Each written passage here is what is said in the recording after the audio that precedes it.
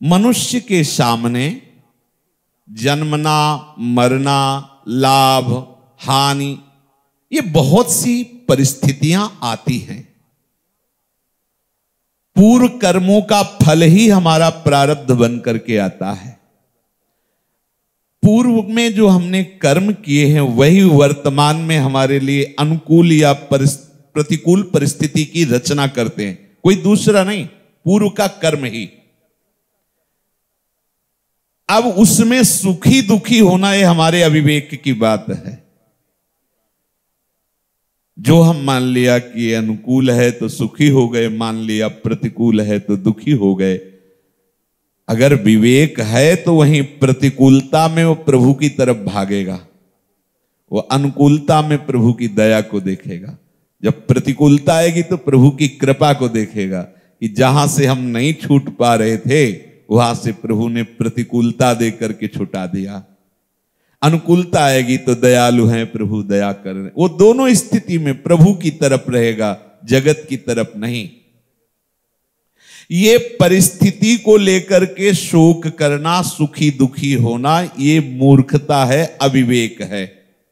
परिस्थिति चाहे अनुकूल आवे चाहे प्रतिकूल आवे, वो टिकेगी नहीं। पहली बात तो ध्यान, बिल्कुल ध्यान दे करके सुनेगा, बहुत सुलझन की बात है, तभी हमारा निरंतर भजन बनेगा। हम इसी में फंसे रहते हैं। परिस्थिति जो भी अनुकूल या प्रतिकूल आती है, देखने में लगता है कि सामने वाले व्यक्ति ने ऐसी परिस्थिति प्रकट कर दी है, पर वो सामने वाला व्यक्ति हमारे ही कर्मों से प्रेरित है, पूर्व कर्मों से। उस परिस्थिति का जो हम आरोप कर लेते हैं कि ये अनुकूल है, ये प्रतिकूल है, तो अनुकूल में सुखी होते हैं, प्रतिकूल में दुखी होते हैं। ये सुखी दुखी होना अज्ञान का स्वरूप है, मूर्खता है। पहली बात समझनी कि कोई भी परिस्थिति टिकाऊ नहीं है, चाहे वो महान दुखमयी अभी हो या सुखमयी हो, दोनों आगमा पाइनो अनित्यास, आने जाने वाली है, थोड़ी देर में परिवर्तित हो जाएगी परिस्थिति। धैर्य रखो, प्रभु के चिंतन में रहो। अनुकूल परिस्थिति में सुख से हर्षित मत हो, फूलो मत। प्रतिकूल परिस्थिति में दुख से शोकित मत हो। अनुकूल प्रतिकूल परिस्थिति में हर्ष शोक करना, सुख दुख का अनुभव करना, एक केवल अविवेक है। प्रज्ञावादश्च भाषसे, प्रभु कह रहे हैं कि तू पंडिताई की बातें बघार रहा है, पर शोक ना करने योग्य के लिए तू शोक कर रहा है। ये कोई ज्ञान हुआ? ये कोई तेरी पंडिताई हुई? एक तरफ तो तुम ज्ञान बघार रहे हो, दूसरी तरफ शोक कर रहे हो। कैसे पंडित हो? केवल तुम बातें बना रहे हो, वास्तव में तुम पंडित नहीं हो। क्योंकि जो पंडित है वो सुख दुख में, अनुकूलता प्रतिकूलता में, हर्ष शोक में समान भाव रखता है, वो फंसता नहीं है, कभी भी वो शोक नहीं करता है। तो तुम बातें तो कर रहे हो पंडितों जैसी, लेकिन हो तुम अविवेकी। पंडितों जैसी बात कर रहे हो। कुल का नाश होने से कुल धर्म नष्ट हो जाएगा, धर्म के नष्ट होने से स्त्रियां दूषित हो जाएंगी, स्त्रियां दूषित होने से वर्ण संकर पैदा होने से कुल के सारे जो पुरखे हैं वो नरक चले जाएंगे, उनको पतन का मार्ग मिलेगा। ये पंडिताई की बातें पीछे अर्जुन जी कर चुके हैं। जब तू पंडिताई की बातें कर रहा था तो उस समय भी तेरी पंडिताई में अविवेक झलक रहा था, क्योंकि भगवान सद्गुरु हैं, वर्णन करते। तेरी पंडिताई की बातों को भी विचार करके देखो ना, कि तुम्हारी बातों में ही दिखाई दे रहा है कि शरीर नाशवान है और जो जीवात्मा है शरीरी, वो अविनाशी है। अगर स्वयं जीवात्मा अविनाशी ना होता तो ये नरक कौन जाता? कौन नरक जाता? क्योंकि मर गया तो मर गया। इसका मतलब मरने वाला शरीर विनाशी शरीर का विनाश हुआ, लेकिन अविनाशी का विनाश नहीं हुआ। वो नरक जाए या स्वर्ग जाए, जो तू बात कर रहा है उसमें भी ज्ञान छुपा हुआ है। तूने कहां विचार किया ऐसा?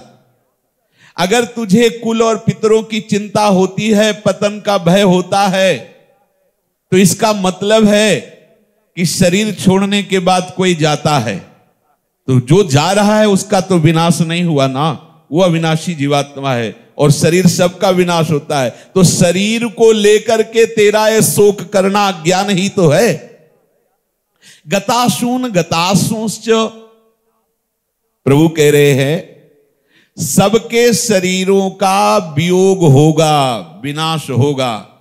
बैठा लो, ये जो पांच भौतिक ढांचा है इसका नाश प्रतिपल हो रहा है। तुम्हें समझ में नहीं आ रहा, ये नष्ट होगा। बैठा लो अपने दिमाग में, ये जो पांच भौतिक ढांचा है, जो आकाश, वायु, अग्नि, जल, पृथ्वी, इन पंच तत्वों से रचित है, इसका विनाश होगा।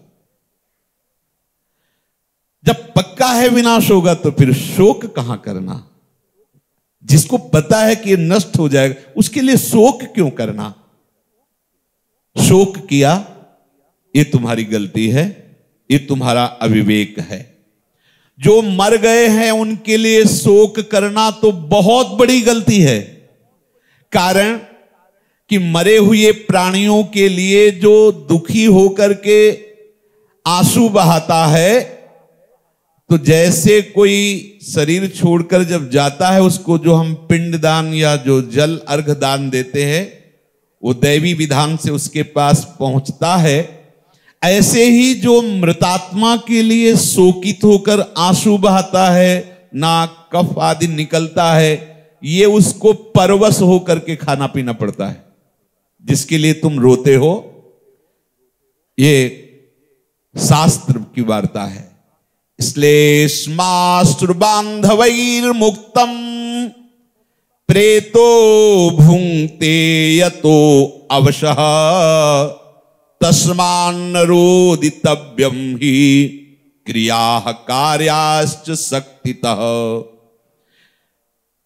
मृतात्मा को जो परिवार वाले, स्नेही मित्र आदि उसके शव के पास बैठ करके रोते हैं, छाती पीटते हैं, उनके जितने आंसू निकलते हैं, कफ निकलता है, नाक, श्लेष्मा आदि, अश्रु आदि, वो सब उस जीवात्मा को भोगना पड़ेगा, खाना पड़ेगा। भुंक्ते यतो अवशः, विवश होकर उसे प्राप्त होगा वो।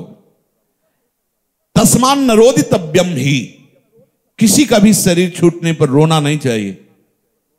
या ज्ञानी जन है, कुछ तो रोने का व्यवहार निभाया जाता है कि वो हमारे जब मरे थे, वो आके पड़ोसी रोए थे, उनके हम मरा, चलो हम भी रो। कोई लगाव नहीं है। वहां जाके थोड़ा यहां तक घूंघट कर लिया जिसे दिखाई न दे, और बस शुरू पार्टी होती रोने की। पूरा समुदाय आता है थोड़ी देर रोने के लिए, वो मतलब व्यवहार जैसे नहीं होता है। ये सब अज्ञान की धरा। स्पष्ट शास्त्र आदेश कर, तस्मान् न रोदितव्यम, किसी के मरने पर रोना नहीं चाहिए। क्रिया कार्याश्च शक्तितः, उसकी जो अंतिम क्रिया है उसको प्रसन्न मुद्रा से करो, नाम कीर्तन करते हुए, भगवती यश गान करते हुए। ये रोना, उसको विवश होकर वो आंसू, ये सब। मृतानां बांधवा ये तु मुंचन्त्यश्रूणि भूतले पिबन्त्यश्रूणि तान्यद्धा मृताः प्रेताः परत्र वै।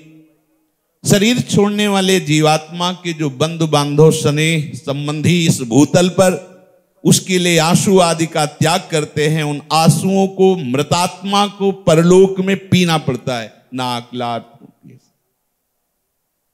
इसलिए जिनके शरीर छूट गए उनके लिए तो शोक करना बनता ही नहीं। बोले कितना निर्दयी, वो तो मर गया है और ये कथा सुना रहे हैं कि अरे एक आंसू भी नहीं आया इन लोगों के, कितने निर्दयी। किसके लिए? देखो, जब सच्चा ज्ञान प्रकट होगा तो ये शरीर जैसे मुर्दा होने पर ऐसे आपको वर्तमान में भी प्रतीत होगा। इससे कोई, वैसे भी प्रेम की दिशा में वर्ण पांचों भूले देह शुद्ध, आचार्य चरण कह रहे थे बचन मिथुन मुख निसरत, सुनि सुनि देह दशा किन भूलो। अब जो जी रहे हैं, जो मर गए, उनके लिए तो शोक करना बनता ही नहीं, और जो जी रहे हैं उनके लिए शोक करना बिल्कुल नहीं बनता है।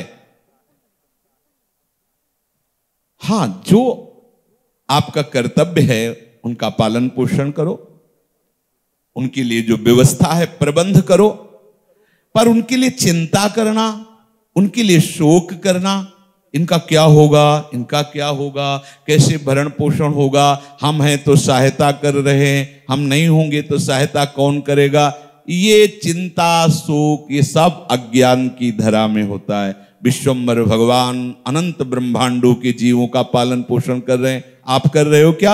आप केवल अज्ञान से 4 लोगों को अपना परिवार मान लिया और उन्हीं की चिंता शोक में ये अमूल्य जीवन नष्ट कर रहे हो। वो सोचता है कि आज तो मैं कमा रहा हूं, कल कमा नहीं पाऊंगा, शरीर बूढ़ा होगा, फिर क्या होगा हमारे दुलारे बच्चों का, हमारे आश्रित पत्नी का। वो चिंता में शोक में अंदर ही अंदर जलता रहता है। अगर धन की अच्छी व्यवस्था हो जाए तो सुख मिल जाएगा। धन की अच्छी व्यवस्था कैसे होगी? चलो, चाहे पाप करना पड़े, हिंसा करना पड़े, दुराचार करना पड़े, पर मेरा परिवार सुखी रहे, जो कामना करे वो मैं उनकी पूर्ण कर सकूं, क्योंकि अभी समय आगे बूढ़ा हो जाऊंगा, क्या हो, नाना प्रकार की चिंताओं में। अब आप लोगों को इसलिए अनुभव नहीं होगा कि आप इधर आ गए ना रेखा के इधर, तो यहाँ धाम और धामी की अपार कृपा के द्वारा आपका पोषण हो रहा है, आंतरिक और बाह्य, तो आप निश्चिंत है शरणागति के बल पर। लेकिन उनसे पूछो जो संसार में है, शरीर के साथ संबंध रखने वालों की यही दुर्दशा होती है।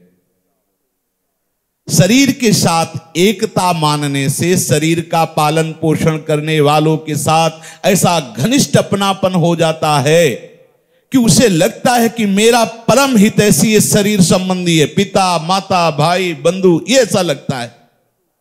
वो अपने कुटुंबियों को ही अपना परम प्रेमी, परम हितैषी, अपना सब कुछ मान लेता है, और चिंता शोक अपराध ये सब उसके हृदय में प्रकाशित रहते हैं। ध्यान दीजिए, आपकी चिंता का कारण, आपके शोक का कारण, आपकी अपराध की वृत्तियों का कारण ये आपका शरीर से अपनापन है। शरीर से अपनापन होने के कारण लगता है गुरु या संत या भगवंत ये तो बहुत दूर की बात, ये मेरी माँ है, ये मेरे पिता है, इन्होंने मुझे प्यार, ये मुझे असली प्यार करते हैं, इसलिए नहीं समझते, तुम नहीं समझते। भगवान समझा रहे, नानुशोचन्ति पंडिताः, जहां क्या सत है क्या असत है ऐसी बुद्धि में विवेक प्रकाशित हो जाता है, उस बुद्धि को कहा जाता है पंडा, पांडिताई। विवेक प्रकट हो गया बुद्धि में। जिसका जितना विवेक प्रकाशित हो जाता है, सत असत का निर्णय करने वाले को विवेक कहते हैं, उसी को कहते हैं पंडित। प्रभु कहते हैं नानुशोचन्ति पंडिताः, जिसकी बुद्धि में ज्ञान का प्रकाश हो गया, क्या सत है क्या असत है, वो कभी शोक नहीं करता, ना तो मरने वालों के प्रति और ना जीने वालों के प्रति, क्योंकि वो जानता है कि सत का कभी विनाश नहीं होगा, अभाव नहीं होगा, और जो असत है उसका अभी वर्तमान में भी भाव नहीं। आपको लग रहा है कि मैं हूं, नहीं, ये वर्तमान में प्रति सेकंड नष्ट होता जा रहा है, इसलिए विवेकी जन चिंता नहीं करते। प्रभु कह रहे हैं जो न त्वेवाहम जातु नाशम न त्वम नेमे जनाधिपाः न चैव न भविष्यामः सर्वे वयमतः परम। तुम जो ये चिंता शोक कर रहे हो, किसी काल में मैं नहीं था, तू नहीं था, ये राजा लोग नहीं थे, ये बात भी नहीं है, और इसके बाद मैं तू और ये राजा लोग हम सभी नहीं रहेंगे, ये बात भी नहीं है, क्योंकि अविनाशी का कभी विनाश हो ही नहीं सकता। न त्वेवाहम जातुम नाशम न तुम नेमे जनाधिपाहा। लोक दृष्टि में जब मैंने अवतार नहीं लिया था श्री कृष्ण रूप में, तो सबके सामने प्रकट नहीं था, पर मैं था, प्रभु थे ना। तूने जब अर्जुन रूप में जन्म नहीं लिया था, उसके पहले भी तेरी सत्ता थी, तू था। और ये राजा लोग इस राजा रूप में जब नहीं थे, तब भी तो थे। प्रभु कह रहे हैं मैं, तू, ये राजा लोग प्रकट होने के पहले भी थे।